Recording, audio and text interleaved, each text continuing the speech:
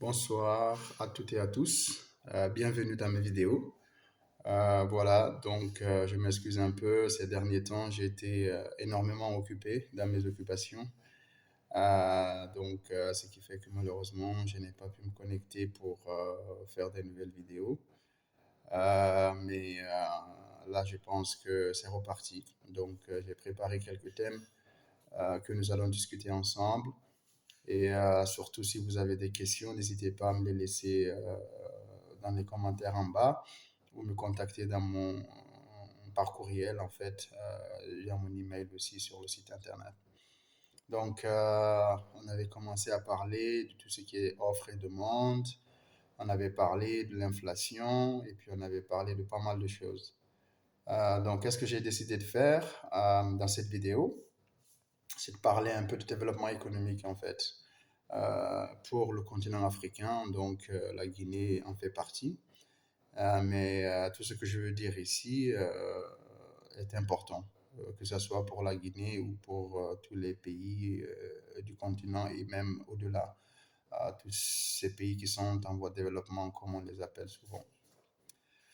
Et pour cela, je vais essayer de présenter rapidement quelques domaines dans lesquels je pense que si on veut se développer économiquement, il faudra peut-être cocher ces cases.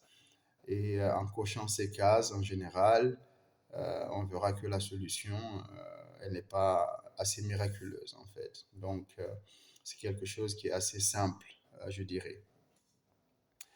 Pour cela, je veux étaler rapidement quelques canaux et puis nous verrons à la suite d'autres vidéos comment détailler ces concepts parce que c'est encore des concepts qui sont quand même très très larges. Et puis, je ferai appel à la littérature économique, à des papiers ou des articles scientifiques qui ont effectivement montré que tout ce que je dirais ici peut être bénéfique pour un pays, pour son développement. Pour commencer, par exemple, si on me demande demain que faire pour, par exemple, développer un pays X en Afrique ou ailleurs dans un environnement qui est dit en développement. Donc, la première chose que je dirais, déjà, en fait, c'est d'assainir l'environnement des affaires. Ça, c'est très, très important. Pourquoi assainir l'environnement des affaires? En quelque sorte, et c'est quoi l'environnement des affaires? Si vous voulez, c'est l'environnement qui permet, en quelque sorte, à toutes les personnes qui ont envie de créer quelque chose, pour que ces personnes-là puissent créer cette chose ou cette idée sans problème, en fait. Mais ce mot environnement des affaires englobe beaucoup, beaucoup de choses, en fait.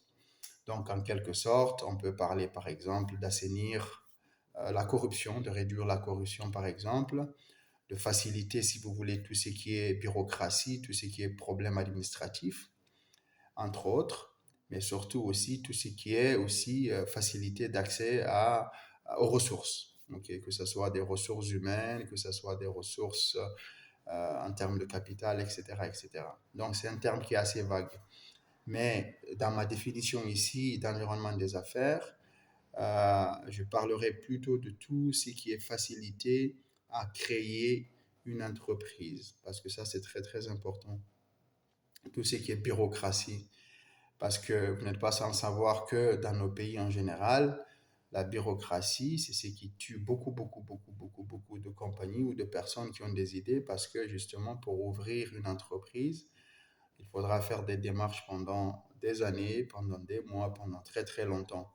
Mais en même temps, en faisant ces démarches également, il faudra payer justement de l'argent par-ci, par-là, parce qu'à chaque fois que vous allez dans un département ou dans un service, ce service ou département va vous demander de l'argent. Donc, entre guillemets, c'est la corruption, si vous voulez, ce qu'on appelle le bakshish. Donc, assainir, si vous voulez, dans un premier temps, cet environnement-là pour être plus friendly, comme on dit en anglais, être plus accessible, en fait, peut permettre à un pays vraiment de se développer dans un premier temps. Mais ce n'est pas tout, okay, comme on le verra par la suite. Donc ça, c'est déjà une première étape. Donc on ne peut pas vraiment créer de la valeur, on ne peut pas créer quelque chose dans un environnement qui n'est pas favorable aux affaires. Et quand j'entends par affaires, j'entends création d'entreprise, j'entends tout ce qui est facilité, avoir des permis, tout ce qui a facilité créer des entreprises, des permis, avoir accès aux ressources qui sont nécessaires pour pouvoir créer quelque chose. Donc, c'est très, très important. La deuxième chose aussi qu'il faudra avoir, en fait, en quelque sorte, c'est les infrastructures. Parce que on peut également dire qu'en gros, cet environnement des affaires est un peu lié aux infrastructures aussi, mais ici, je parle en termes d'infrastructures, si vous voulez, tout ce qui est route, tout ce qui est autoroute, tout ce qui est école, tout ce qui est hôpitaux, etc., etc. Pourquoi ça, c'est important? Parce qu'une fois qu'on a la possibilité de créer quelque chose, de créer quelque chose qui a de la valeur, il faut justement l'échanger. Et ben, si on n'est pas dans un cadre idéal qui nous permet de faire des échanges, justement, et ben, on ne peut pas continuer à croître, on ne peut pas produire pour croître. Donc ça, c'est important. Donc, si une fois qu'on a bien assaini l'environnement des affaires, nous avons mis en place des infrastructures qui nous permettent de se déplacer assez facilement, tout ce qui est télécommunications, tout ce qui est route, tout ce qui est autoroute, tout ce qui est aéroport, tout ce qui est école, tout ce qui est hôpitaux. Dans ce cas-là, justement, eh ben, ça peut nous permettre justement d'avoir un accès qui est facile. Donc, ce qu'on a créé peut euh, circuler librement à travers le pays ou à travers des pays. Euh, la troisième chose, en fait, surtout dans le cas des pays africains, justement, pour pouvoir justement investir dans ces infrastructures, on peut utiliser les ressources naturelles que nous avons, les revenus provenant des ressources naturelles. Par exemple, la Guinée exporte de la bauxite, il y a du fer, il y a presque toutes les matières premières qui sont présentes en Guinée.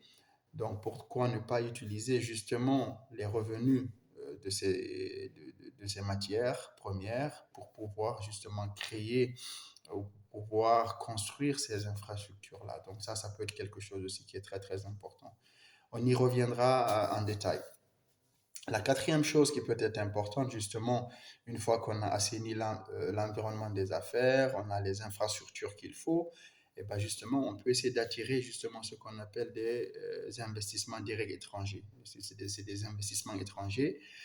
Pourquoi ça peut être important? Dans un premier temps, justement, c'est parce que nous n'avons pas justement le savoir-faire, par exemple, technologique. Imaginez que vous voulez travailler ou vous voulez créer de la valeur dans un domaine spécifique, mais vous n'avez pas accès à la technologie pour le faire. Et ben, l'une des façons, justement, c'est d'être en partenariat avec des investisseurs étrangers avec lesquels, justement, vous pouvez signer des partenariats et vous pouvez dire à ces gens-là, justement, de venir dans le pays pour pouvoir faire un échange pardon, de technologie pour pouvoir produire. Mais ça aussi nécessite justement un environnement des affaires qui est assez important, qui est assez propre, parce que justement, pour l'échange de technologie ou pour les investisseurs, ils ne viennent pas dans des environnements qui sont assez opaques ou qui ne sont pas bien, surtout en termes d'infrastructure. Donc, l'une des choses après, une fois qu'on a tous ces canaux-là, on peut aussi se focaliser sur l'entrepreneuriat, parce que ça, ceci, c'est un domaine qui crée beaucoup, beaucoup, beaucoup de valeur, justement, dans les pays dits avancés, en Europe, les États-Unis. Les petites et moyennes entreprises sont les entreprises qui créent du travail. Et donc, pourquoi c'est important de se focaliser dans ces entreprises? Parce qu'effectivement, la majorité des personnes dans un pays donné travaillent dans ces petites et moyennes entreprises. Donc, il faut assainir, il faut faciliter justement, encore une fois, l'environnement des affaires pour ces petites et moyennes entreprises. Mais pour cela, il faut peut-être aussi des capitaux, etc. Il faudra du financement, etc., etc. Et enfin, il y a deux derniers points sur lesquels on va discuter en détail. C'est tout ce qui est, si vous voulez, la production, tout ce qui est industrialisation.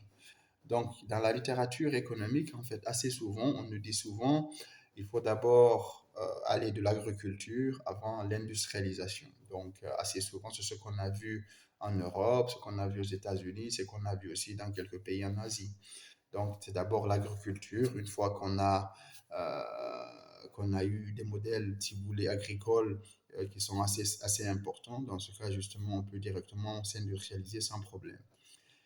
Mais je peux dire effectivement, dans notre cas, nous, on a besoin de ça parce que justement, on a un problème d'autosuffisance alimentaire dans beaucoup de pays dans le continent. Donc, et surtout, la majorité des personnes qui travaillent, en fait, dans nos pays ou dans notre continent, travaillent dans le monde agricole. Donc, ce qu'on pourrait faire ici, justement, c'est de se focaliser dans le secteur agricole pour pouvoir créer plus de valeur ajoutée, mais ceci nécessite une production qui est assez importante pour que plus de personnes puissent justement vivre de leur travail, de leur labeur, pour pouvoir s'en sortir. Et une fois justement que ces personnes qui travaillent dans l'agriculture ou dans le secteur agricole en général, que ce soit l'agriculture, l'élevage, ont des ressources assez suffisantes, justement, ils peuvent penser justement à passer à la chaîne industrielle, justement. Donc voilà, donc on passe de l'agricole justement à l'industrialisation. Donc ça pourrait être un canal. Et enfin, justement, on va parler justement du financement de tout ceci, parce qu'effectivement, c'est là où c'est important. Et pour le financement de ces... de ces infrastructures ou de ces domaines, justement, on a besoin d'argent. D'où provient l'argent? Et comme je vous le disais tout à l'heure, justement, les gouvernements en particulier peuvent utiliser dans un premier temps l'argent qui rentre à travers les ressources, dans un premier temps, ou dans un second temps, justement, on peut faire appel justement à tout ce qui est banque. Parce qu'en fait, ça a été amplement montré que justement, les banques, ou si vous voulez, le développement financier est fortement influencé par la finance, si vous voulez en quelque sorte parler par les banques. En fait, les banques, surtout si elles font bien leur travail, c'est-à-dire leur travail, c'est pour contrôler, entre guillemets, le risque, mais surtout faire que l'argent qui a été accumulé, les épargnants, justement, le capital des épargnants peut servir aux personnes qui ont besoin justement de capitaux pour pouvoir créer de la valeur, etc. Donc les banques sont au milieu, c'est à elles justement de faire cette intermédiation-là entre les épargnants qui d'un côté ont des fonds et de l'autre justement les banques qui, pardon, les entrepreneurs, les investisseurs, etc., qui ont besoin de financement. Donc ça, c'est le canevas de travail. Donc, en quelque sorte, si vous voulez, c'est ce qu'il faut en fait. Mais ça, c'est facile à dire, mais c'est très très difficile à réaliser dans un premier temps. Pourquoi c'est difficile? Parce qu'il faut juste de la volonté politique en fait. Donc, et ça, malheureusement, c'est ce qui manque dans beaucoup de nos pays.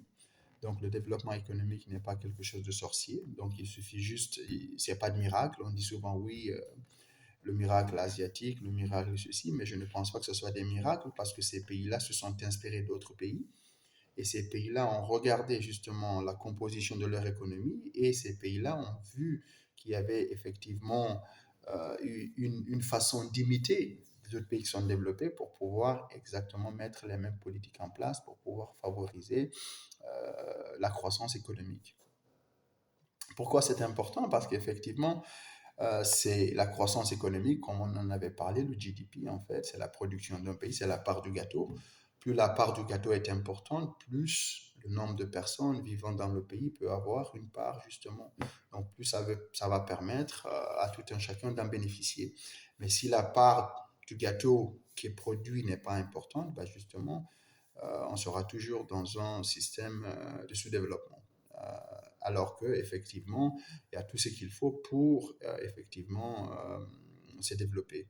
Donc, il y a beaucoup de pays justement qui ont commencé à assainir justement leur milieu des affaires, comme je vous le disais tout à l'heure, parce que ça c'est très très important pour que les entrepreneurs ou des personnes qui ont des idées puissent vraiment mettre ces idées-là en place, il faut qu'il y ait un environnement qui est serein, qui est propre, un environnement dans lequel il n'y a pas de corruption, si on peut, ou en tout cas un environnement dans lequel la corruption est la moindre, où la corruption est très très faible en fait. Donc ça c'est très très important pour pouvoir faciliter.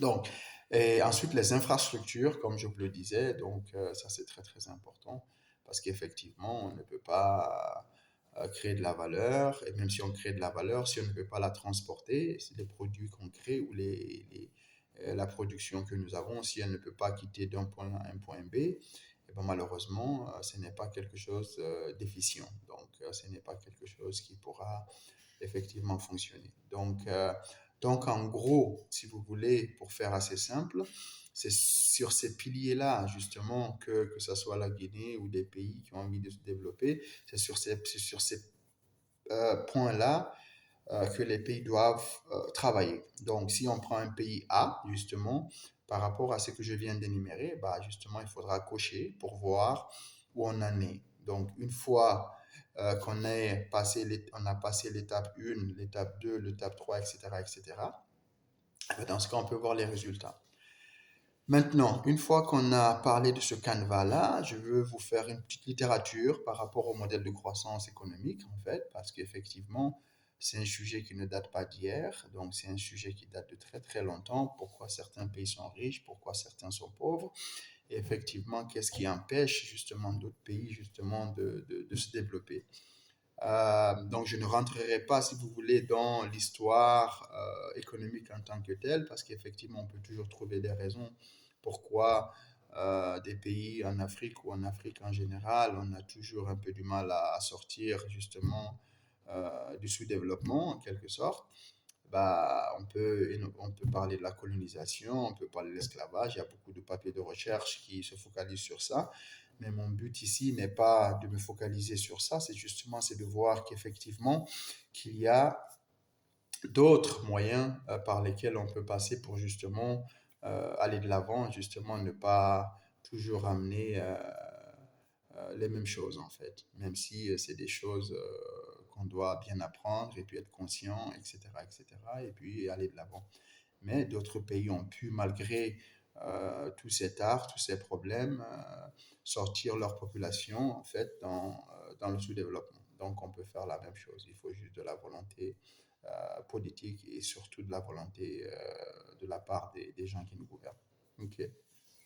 Donc, en général, si vous voulez, les modèles de croissance, il y a ce qu'on appelle des modèles de croissance endogènes, qui, si vous voulez, sont les premiers types de modèles de croissance qui essaie d'expliquer justement comment le PIB, comment la production du pays peut évoluer en fonction de quelques facteurs en fait. Ok. Donc vous avez les modèles de croissance endogènes et puis les modèles de croissance exogènes en fait. Si vous voulez pas pourquoi c'est exogène, endogène, je vous donnerai quelques explications là-dessus tout à l'heure. Ok. Donc en général, le premier modèle, c'est le modèle, si vous voulez, le modèle AK. Pourquoi on l'appelle AK? Parce qu'effectivement, dans ce type de modèle, on suppose qu'effectivement, en fait, ce qui est important pour produire, en fait, c'est la technologie et du capital. Donc, c'est juste un seul ingrédient qui peut permettre, si vous voulez, de créer de la croissance, alors que justement, dans ce type de modèle, si vous voulez, tout ce qui est technologie ici, en fait, est quelque chose qui est exogène. Donc, ça vient de quelque part. Donc, c'est pas quelque chose qui est produit localement ou quelque chose qu'on peut avoir accès facilement dans le pays. Okay. Donc, par exemple, je vous donne un exemple. Par exemple, vous prenez un pays. Donc, Y, par exemple, on peut assumer que c'est le PIB, en fait. Et on va voir quels sont les facteurs ou quelles sont les variables qui peuvent influencer ce PIB-là. Qu'est-ce qu'il nous faut pour produire, en fait. Donc, assez souvent dans la littérature, en fait, on nous dit qu'il faut peut-être deux ingrédients qui sont assez importants. Il faut du capital qu'on appelle le capital physique et il faut du travail qu'on appelle le labor. Okay? Donc, c'est K et L. Donc, K pour capital, L pour labor. Et aussi, à côté de ça, il faut une certaine technologie, en fait. Donc, la technologie A, assez souvent dans ces modèles de croissance, en fait, donc, est derrière, en fait, la fonction de production. Donc, c'est la fonction de production. Ici, elle dépend du capital et du travail. Donc, si on veut vraiment produire dans n'importe quel type de pays avec ce type de modèle, qu'est-ce qui est nécessaire ici, effectivement? Et ben, c'est d'avoir du capital physique et d'avoir du travail, c'est-à-dire des travailleurs. Et surtout avoir des moyens, en fait, pour pouvoir acheter de la machinerie, etc., etc. Une fois qu'on a ces ingrédients, on a accès à la technologie. Dans ce cas-là, on peut produire sans problème. Okay. Et ensuite, on a effectivement d'autres facteurs aussi qui peuvent influencer parce que ces types de modèles, en quelque sorte, ont été aussi modifiés, ont été aussi améliorés. Donc, d'autres modèles vont supposer aussi, en fonction du pays, qu'on a peut-être besoin du capital humain. Donc, au lieu seulement d'avoir du capital physique, qui est l'argent, si vous voulez, il faut aussi du capital humain. Et puis, il faut des travailleurs aussi. Donc, c'est pourquoi, assez souvent, beaucoup de pays investissent dans tout ce qui est recherche et développement. Ils investissent dans l'éducation parce que c'est important.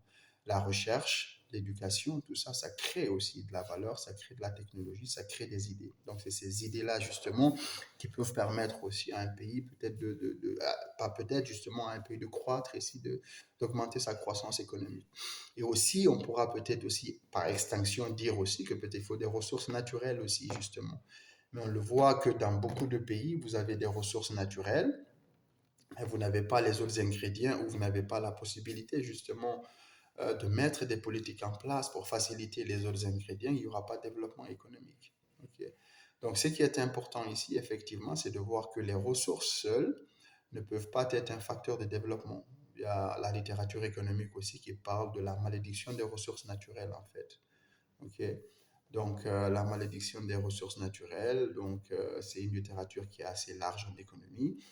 On montre qu'assez souvent que les pays qui sont assez riches en ressources ont des niveaux de PIB les plus faibles, en fait. Donc, c'est une relation qui est vraiment décroissante, en fait. On dit assez souvent qu'il y a une malédiction des ressources naturelles. Donc, maintenant, il y a peut-être d'autres facteurs qui peuvent expliquer pourquoi ces pays-là ont des niveaux de croissance économique assez faibles. On peut citer d'autres facteurs, etc., qui sont des facteurs exogènes ou internes, etc. Mais assez souvent, effectivement, la plupart de ces pays-là ne se diversifient pas, en fait. Ce qu'on appelle souvent aussi le Dutch disease. Donc, c'est la maladie hollandaise pour ceux qui seraient intéressés à regarder la littérature sur ce sujet également. Donc, assez souvent, les pays qui sont riches en ressources naturelles essayent ne se diversifie pas. Et une fois qu'on ne se diversifie pas, on n'a qu'une production, on n'a que la ressource pour se produire et pas justement, et assez souvent, ces ressources-là justement sont exportées, ne sont pas transformées localement. C'est des matières premières qui sont exportées comme elles sont et puis qui sont amenées ailleurs, qui sont transformées, puis après, qui sont revendues aux populations de ces pays-là. Donc, dans ce cas-là, la valeur ajoutée, elle est très très faible. Donc, si on ne crée pas une valeur ajoutée qui est importante, donc on ne peut pas vraiment parler de croissance économique. Okay. Donc, après, vous avez également les modèles de croissance endogène, donc c'est les modèles de Romer, etc., qui supposent ici que la technologie, en fait, elle est endogène assez souvent. Et c'est le cas aussi des modèles qu'on appelle les modèles schumpeteriens, c'est des modèles de Haguillon, etc., qui vous disent que voilà, la croissance, en quelque sorte, elle est destructrice. C'est une croissance qui est destructrice dans le sens où, en fait, la nouvelle création ou les nouvelles créations détruisent les anciennes, en fait, ce qui peut tirer la croissance vers le haut, etc., etc. Okay. Donc ça, je rentrerai en détail plus nous allons évoluer dans ces vidéos-là. Mais ce qu'il faut garder à l'esprit ici, en fait, donc la première chose, comme je l'ai si bien dit, il faudra assainir le milieu des affaires. Okay. Une fois qu'on a assaini le milieu des affaires, dans ce cas-là, on peut, que ce soit les locaux ou que ce soit les étrangers, eh ben, ils peuvent venir investir sans problème parce qu'ils justement, ils sont sûrs que c'est très facile d'investir dans le pays. Ensuite, si on a les infrastructures qui vont avec, on n'aura pas assez de problèmes en fait. Donc ça, c'est vraiment très, très, très, très important. Ok. Et ensuite, effectivement, on peut utiliser les revenus des ressources pour construire tout ce qui est infrastructure, etc., etc. Parce que ça, c'est des revenus qui sont assez conséquents pour beaucoup de pays. Mais ces pays, assez souvent, qui sont aussi, comme je le disais, riches en ressources, ne se diversifient pas. Donc, c'est seulement un bien qui est produit assez souvent dans ces pays-là. Et ben, ce n'est pas assez parce que ces pays-là sont vulnérables au choc. Surtout dans le choc, s'il y a un choc externe, c'est-à-dire le prix, il y a une guerre qui arrive à l'étranger ou quelque part où la croissance des pays qui achètent justement ces matières premières-là, ces pays-là sont impactés par des crises économiques ou financières et pas justement, ça va automatiquement aussi impacter ces pays-là. Donc, c'est des pays qui deviennent très, très vulnérables au choc externe et interne également. Donc, ces pays-là, justement, ont besoin de se diversifier. La seule façon de se diversifier, justement, c'est d'assainir son milieu des affaires, justement, pour qu'il y ait d'autres types de création de valeur. Ces d'autres types de création de valeur peut se faire à travers l'industrialisation, à travers le monde agricole, à travers beaucoup, beaucoup, beaucoup d'autres secteurs, justement. Okay. Mais ce qui est important là aussi, et c'est l'éducation. Donc l'éducation, elle est importante. Donc quand je parlais des infrastructures, je ne parlais pas seulement des routes et des ponts, je parlais des écoles, des hôpitaux, parce que des salariés, si vous voulez bien éduquer, des salariés en bonne santé, c'est des salariés qui sont assez productifs aussi. Donc c'est important. Et ça permet également aussi de suivre les enfants, et puis pour qu'il y ait une bonne alimentation, une bonne santé, parce que justement, c'est la force de travail de demain. Donc, toutes ces idées-là, effectivement, c'est des idées qui ont prouvé leur recette, justement, donc ça marche, ce qui a été implémenté par beaucoup de pays. Donc, ce n'est pas quelque chose de miracle, de miraculeux. Donc, il suffit juste d'avoir les bons décideurs politiques et afin que ces gens-là aient le courage, excusez-moi, de pouvoir mettre ces politiques-là en place. Ok. Donc, je ne veux pas être assez long dans cette vidéo, mais on continuera justement dans ces discussions-là pour vous permettre justement de comprendre qu'effectivement, il y a énormément de façons pour euh, développer un pays. Donc, chaque pays, justement, vous connaissez les modèles de commerce ou autres, etc., a un avantage, donc a un avantage comparatif. Et donc, c'est de tirer justement son avantage dans ce qu'on fait le mieux pour pouvoir justement cocher les cases pour compléter justement ce qui marche un peu partout. Ok. Donc, je vais m'arrêter là. Donc, si vous avez des questions, n'hésitez pas à me les poser et puis il me fera plaisir de vous y répondre. J'essaierai de faire une autre vidéo dans pas longtemps pour pouvoir aussi parler un peu plus justement de ces questions-là et puis parler un peu de tout ce qui est papier de recherche. Je prendrai par exemple quelques papiers de recherche, articles scientifiques qui ont montré que voilà, la croissance économique dépend de ceci, de cela. Et puis on aura des discussions là-dessus pour pouvoir à peu près vous permettre de comprendre en gros ce qui s'y passe. Ok. Voilà, donc merci beaucoup et je vous souhaite une excellente visionnage, un excellent visionnage de cette vidéo. Merci beaucoup. Au revoir.